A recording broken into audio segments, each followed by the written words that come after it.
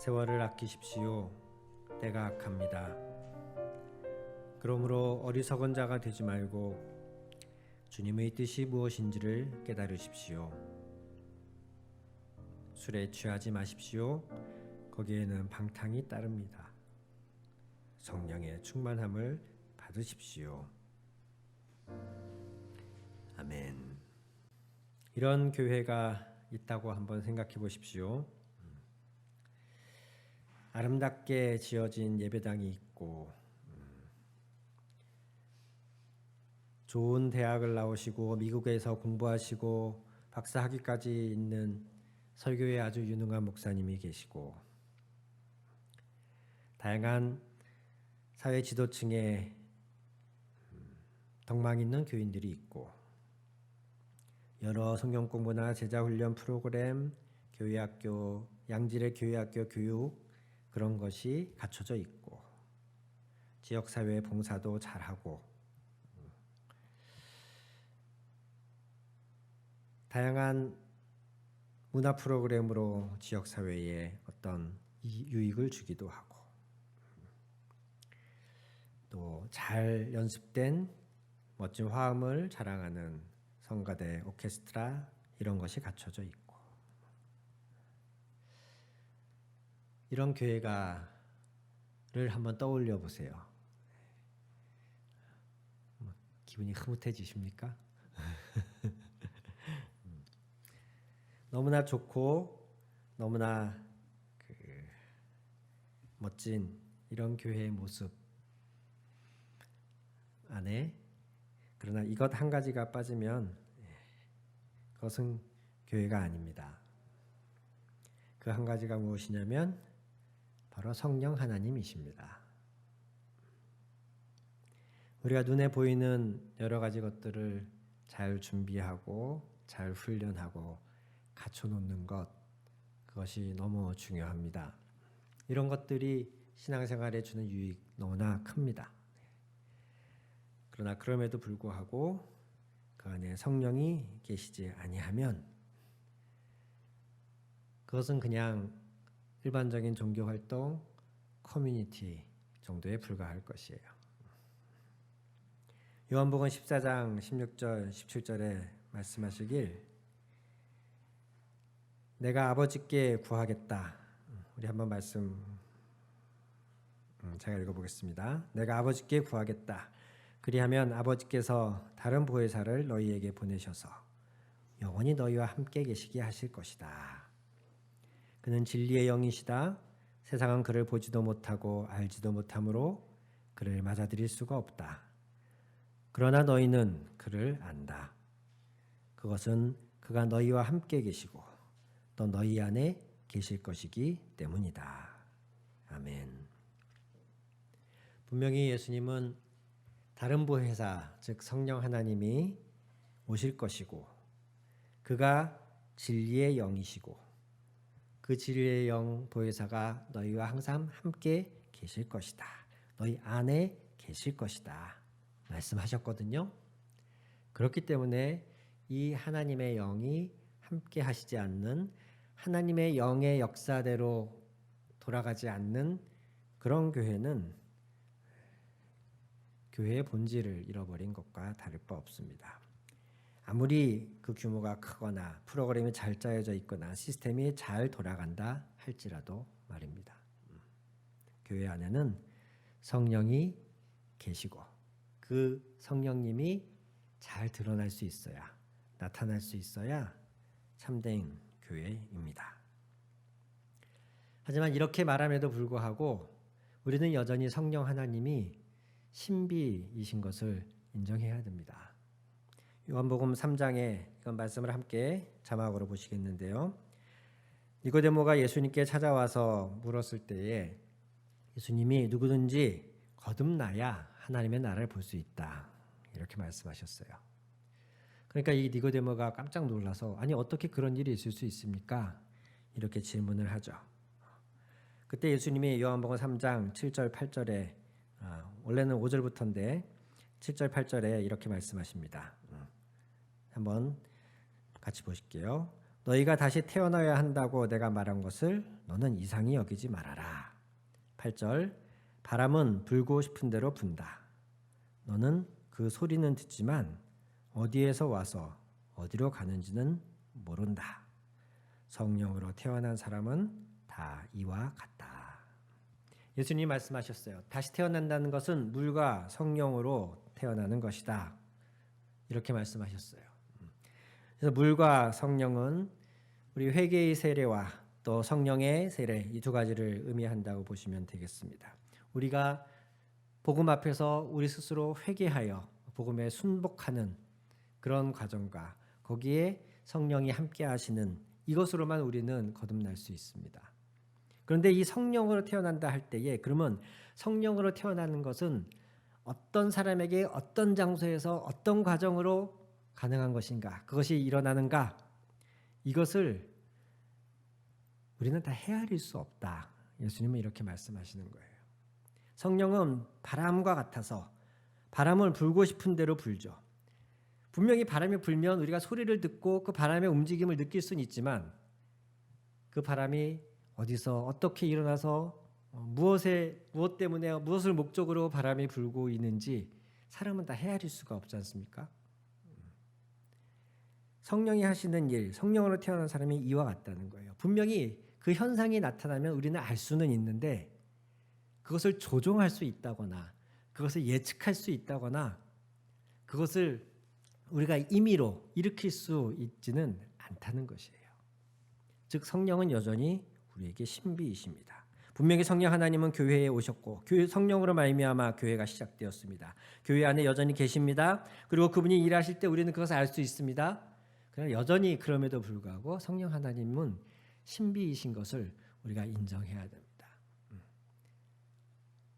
그분이 어디에서 어떤 방식으로 어떻게 일하실 수 있을지 우리는 기대하고 구할 수 있지만 그것을 조종할 수 있다거나 미리 예측할 수는 없다는 것이에요. 이 전제를 깔고 우리가 성령 하나님에 대해서 알아가고 기대하고 구하여야 할 것입니다. 성령이 계셔야 성령이 함께 하시는 교회여야 진정한 교회입니다. 그러나 그럼에도 불구하고 우리 교회는 성령 하나님을 기대하고 구할 수는 있지만 조종하거나 예측할 수는 없다는 것. 이것을 전제로 계속해서 우리 성령에 대해서 더 알아가고 구해 갑시다.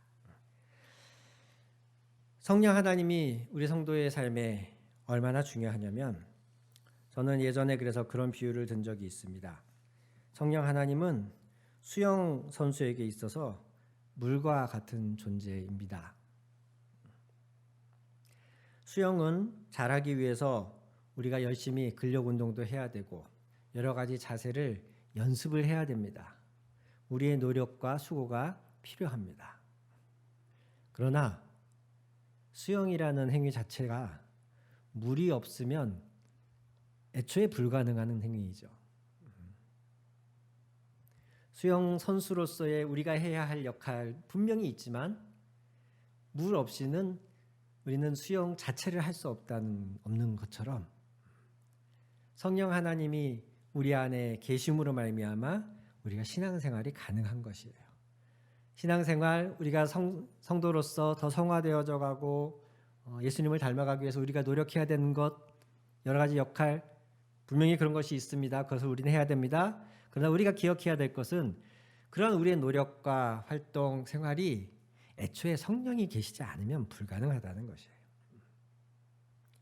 한번 볼까요? 우리가 믿음에 입문하는 것을 보아도 그렇습니다. 고린도전서 12장 3절을 보면 그러므로 나는 여러분에게 알려드립니다.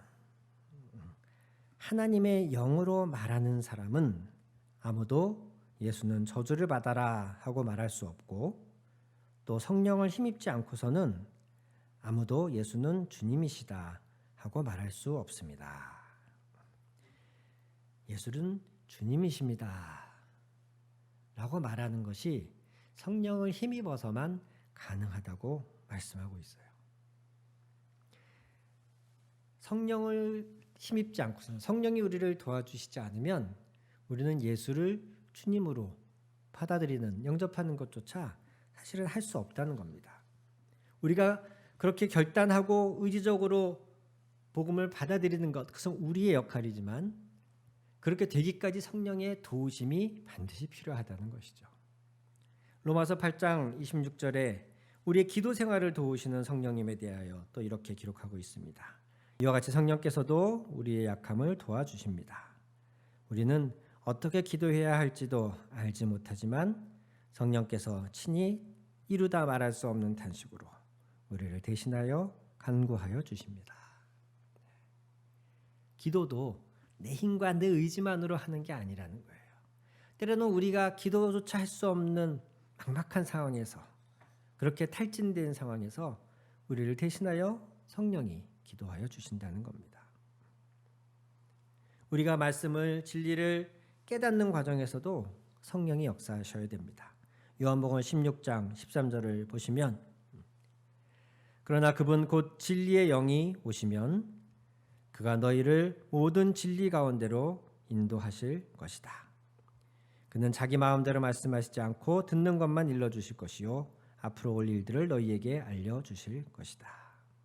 요한복음 16장 13절, 그가 너희를 모든 진리 가운데로 인도하실 것이다. 아멘. 고린도전서 2장 12절에는 이렇게도 말씀하십니다. 우리는 세상의 영을 받은 것이 아니라 하나님에게서 오신 영을 받았습니다. 그것은 하나님께서 우리에게 은혜로 주신 선물들을 우리로 하여금 깨달아 알게 하시려는 것입니다. 우리가 하나님의 영을 받았습니다. 왜 하나님의 영을 우리에게 주신 이유가 무엇이냐?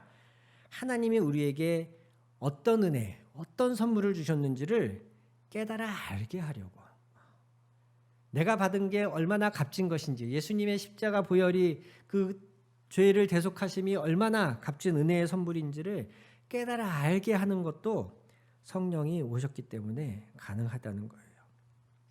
우리가 하나님과의 관계 안에서도 성령의 도우심을 늘 필요로 하고, 성령의 도우심 덕분에 우리는 하나님과의 관계를 또한 쌓아갈 수 있습니다. 로마서 5장 5절을 보면, 이 희망은 우리를 실망시키지 않습니다. 하나님께서 우리에게 주신 성령을 통하여 그의 사랑을 우리의 마음속에 부어주셨기 때문입니다. 하나님의 사랑이 우리 마음 안에 부어지는 것, 그것이 성령을 통하여 가능하다는 겁니다. 성령이 우리 안에 계심으로써 우리가 하나님의 사랑을 더욱 깊이, 더욱 넓게 우리가 체험할 수 있다는 것이에요. 하나님을 섬기는 것에도 우리는 성령의 도우심이 필요해요. 로마서 12장 11절을 보면, 열심을 내어서 부지런히 일하며 성령으로 뜨거워진 마음을 가지고 주님을 섬기십시오. 주님을 섬기고는 싶은데 마음은 못 이루되 우리의 육신이 약하잖아요. 그때 우리를 성령이 도와주실 수 있다는 거예요. 봉사를 하는 것도 기쁘고 즐겁게 해야지 억지로 콕 끼워서 하면 얼마나 힘들겠습니까? 그런데 성령의 뜨거워진 마음이 있으면 우리가 주님을 더욱 열심히 섬길 수 있는 거예요.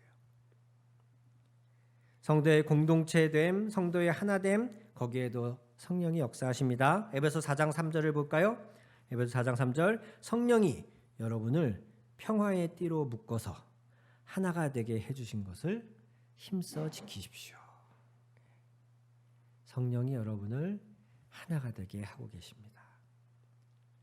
성령의 역사에 우리가 온전히 우리 자신을 맡긴다면, 성령의 인도하심에 우리가 서로 각자가 자신을 맡긴다면 우리는 하나가 될 거예요. 이것은 마치 전 세계 어디에 있든 나침판을 들고 북극을 향해 걸어가기 시작하면 서로 의사소통하지 않아도 그 나침판이 정확하기만 하고 갈 수 있는 마땅한 방법만 있다면 전 세계 모든 사람들이 나침판을 들고 북을 향해서 가면 북극에서 만날 거예요. 그런 것처럼 사실 이론적으로는, 아주 이상적으로는 우리 각 사람이 성령께 온전히 하나 맡기기만 한다면, 자기 자신을, 그러면 교회는 하나가 될 겁니다. 이 얘기는 반대의 각도에서 보면 우리가 하나 되지 못하는 이유는 성령께 우리 자신을 온전히 맡기지 않고 있다는 반증이라는 것이죠. 이처럼 성령의 공동체 성도의 공동체를 위해서 성령은 일하고 계시고 또한 우리를 성화시켜가는 우리를 변화시켜가는 성령의 역사도 기록되어 있습니다. 에베소서 3장 16절을 보면 아버지께서 그분의 영광의 풍성하심을 따라 그분의 성령을 통하여 여러분의 속사람을 능력으로 강건하게 하여 주시고 라고 바울은 기도하고 있어요. 우리가 성화되어져가는 새로워져가는 우리의 마음이 더 강건해져가는 과정 안에 성령이 역사하신다는 겁니다. 그것을 위하여 바울은 기도하겠다 이렇게 말하고 있어요. 요즘같이 당장 한치 앞을 볼 수 없는 이런 상황에서도 성도들이 낙심하지 않고 소망을 품고 미래를 향하여 나아갈 수 있는 근거, 그건 역시 성령 안에서 가능하다라고 말씀합니다. 로마서 15장 13절 보면 소망을 주시는 하나님께서 믿음에서 오는 기쁨과 평화를 여러분에게 충만하게 주셔서 성령의 능력으로 소망이 여러분에게 차고 넘치기를 바랍니다. 아멘. 하나님은 소망을 주시는 하나님이다. 그 하나님이 근데 소망을 주실 때에 성령을 통하여 성령의 능력으로 우리 안에 소망이 차고 넘치게 하신다라고 말씀하는 거예요. 이처럼 이게 다 본 게 아닙니다. 더 많은 성경 구절 안에 성령이 우리 그리스도인이 하나님과 원수되었던 우리가 그리스도인이 되어서 하나님의 자녀가 되는 것부터 시작하여 마지막 때에 부름받을 그때까지 우리의 삶의 일거수일투족, 우리의 신앙생활 모두가 사실은 성령 하나님이 계시기 때문에 가능하다는 것을 성경은 기록하고 있습니다. 제가 감사학교라는 곳에서 이런 얘기를 들은 적이 있어요. 우울증이 심한 사람들 우리가 생각을 해보면 그런 사람들에게는 뭔가 굉장히 비극적인 일들이 많았고 안 좋은 경험이 남들보다 유달리 많았겠다. 이런 막연한 추측을 하는 걸 우리는 봅니다. 그런데 우울증이 걸린 사람들을 조사해 봤을 때 특별히 그들에게만 유달리 더 비극적인 안 좋은 일이 많았다라고 말할 수는 없다라는 조사가 있어요. 즉 특별히 불행한 일을 많이 겪은 사람들이 우울증에 걸린다. 이런 등식이 성립하지 않는다는 거예요. 그럼 왜 사람들에게 우울증이 걸릴까? 우울증에 걸린 사람들의 특징들은 무엇일까? 조사를 해봤더니 특별히 안 좋은 경험이 많아서 그 사람이 우울증에 걸린 것이 아니라 그걸 상쇄할 만한 좋은 경험이 적더라는 거예요. 불행한 일, 기분 나쁜 일, 상처되는 일이 있으면 그걸 상쇄할 수 있는 기쁜 일, 즐거운 일, 사랑받는 일이 있으면 되는데 우울증에 걸린 사람들의 특징 같은 경우엔 이러한 좋은 경험이 상대적으로 적더라는 겁니다. 저는 그렇게 생각합니다. 우리 그리스도인들이라 그래서 코로나도 안 걸리고 그러지 않잖아요. 우리에게서만 불행이 싹싹 피해가거나 모든 그리스도인들은 기도하고 시험 보면 다 합격한다거나 이러지 않잖아요. 그리스도인들에게도 불행한 일, 실패의 경험 비슷하게 일어납니다. 그런데 우리가 그리스도인들이 희망을 품을 수 있고 그리스도인들이 그럼에도 불구하고 세상에서 승리할 수 있는 이유는 그것을 상쇄하고도 남는 좋은 경험, 그것이 우리에게 있기 때문인 거예요. 그게 뭐냐면 성령이 함께 하시는 거죠. 그 성령을 통하여서 우리가 겪게 되는 일들이 불행한 일, 힘든 일, 실패의 경험을 상쇄하고도 남기 때문에 우리는 아골골짝 빈들이라도 가오리다 이런 고백도 할 수 있는 거고 주님 안에서 승리와 찬양을 올리며 하루하루를 살아갈 수 있게 되는 것이죠. 오늘 본문 에베소서 5장 18절에서 술 취하지 마십시오. 거기에 방탕이 따릅니다. 성령의 충만함을 받으십시오. 라고 말하고 있어요. 이때 성령의 충만함을 받으십시오. 라는 이 동사의 시제를 보면 현재 명령형 동사임을 알 수 있습니다. 헬라어에서 현재형으로 명령을 할 때에는 지속적이고 반복적인 의미를 가지고 있어요. 즉 우리가 우리의 경험을 생각하시면 쉬우실 거예요. 아내가 남편한테 여보 양말 좀 벗었으면 세탁기에 넣어놔 라고 말하는 거, 현재 명령형, 이거는 한 번 하고 끝나라는 얘기가 아니죠. 밥 잘 챙겨 먹어, 이 얘기는 한 번만 밥 잘 챙겨 먹으라는 의미가 아닙니다. 아침에 일찍 일어나, 이건 하루만 일찍 일어나라는 의미가 아니에요. 이것은 반복해서 지속적으로 하라는 의미예요. 그런 것처럼 성령 충만을 받으십시오 라고 바울이 말할 때 이 의미는 날마다 지속적으로 반복해서 우리가 그러해야 한다 라고 말하는 것이에요. 우리 기도합시다. 아까 말씀드렸듯이 물 없이는 수용이 불가능한 것처럼 우리 안에 계신 성령 하나님을 전제해야 우리의 신앙생활이 가능한 겁니다. 우리의 성령 하나님을 날마다 구하고 그분을 감각하고 인식하고 민감하게 그분을 느끼고 그분을 따라가고자 하는 우리의 마음이 전제되어야 우리의 신앙생활이 성숙할 수 있고 강해질 수 있는 거예요. 이 성령 하나님을 까맣게 잊어버린 채 그냥 성경 열심히 봐야지, 기도 많이 해야지, 뭐 오늘 예배 때 늦지 말아야지, 이렇게 아무리 자기 자신의 의지를 쳐서 막 다짐을 한다 한들 우리는 여전히 실패하는 겁니다. 그런 결심과 노력을 할 때에도 우리는 늘 인지해야 되는 거예요. 늘 전제를 깔아야 되는 거예요. 성령님 도와주세요. 그분은 신비이기 때문에 언제 어떻게 어떤 방식으로 기도했을 때 이렇게 딱 역사해 주신다 이런 게 없습니다. 그런 게 있으면 사실 그런 게 있으면 안 되는 게 어떤 특정한 방식과 루틴을 통해서 뭔가를 했을 때 성령이 역사하신다. 이게 만약에 어떤 정해져 있는 원칙이나 룰이 있다면 그건 더 이상 성령 하나님이 인격이 아니신 게 되는 거예요. 그건 자동 판매기와 다를 바가 없어요. 500원짜리를 넣고 동전 누르면 물건이 떨어지는 것처럼 이렇게 기도하고 이렇게 몇 시간 금식하고 이렇게 몇 시간 부흥회 때 뭐 어떻게 하면 헌금을 얼마를 하면 성령이 역사하신다. 이런 루틴을 제발 쫓아가지 마세요. 그런 걸 추구하지 마세요. 그런 비결을 알려주겠다고 하는 사람들한테 속지 마세요. 성령은 바람과 같으셔서 분명히 역사하시지만 언제 어떻게 어떤 방식으로 역사할지 우리는 알 수가 없어요. 우리는 그저 기대하고 사모하고 구하는 것 외에는 할 수 있는 게 없습니다. 그러면서도 우리가 안심하고 믿을 수 있는 건 성령 하나님이 좋으신 분이고 예수님 말씀하셨듯이 구하는 자에게 성령을 주시지 않겠느냐라고 약속하셨기 때문에 언제 어떻게 어떤 방식으로 역사하실지 모르지만 분명히 역사하실 것을 우리는 믿고 기도하고 구하면 되는 것이에요. 오늘날 이 코로나 시대에 이 불편한 감정을, 이 힘든 상황을 능히 상쇄하고도 남을 성령의 역사를 여러분 기대하십시오. 구하십시오. 날마다 성령 충만하십시오.